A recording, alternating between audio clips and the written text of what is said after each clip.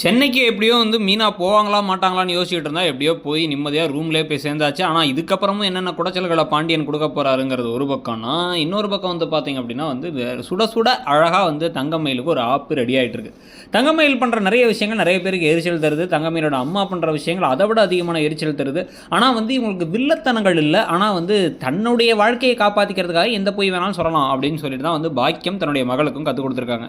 இதன் விளைவாக வந்து அவங்க படிக்காத படிப்பை வந்து எம்ஏ இங்கிலீஷ் முடிச்சிருக்காங்கன்னு சொன்னதுக்கெல்லாம் சேர்த்து வச்சு இப்போ ராஜி வந்து அவங்களுடைய டியூஷன் ஆரம்பிக்கிறதுங்கிற பேச்சு சும்மா தான் இருக்கும்னு நினச்சிட்டு இருந்தால் அவங்க நிஜமாவே ஆரம்பிக்கிறதுக்கு எல்லா ஏற்பாடுகளும் பண்ணி பழனிவேர் மூலமாக ஆல்ரெடி 3 ஸ்டூடெண்ட்டையும் வந்து கூட்டு வந்துட்டாங்க.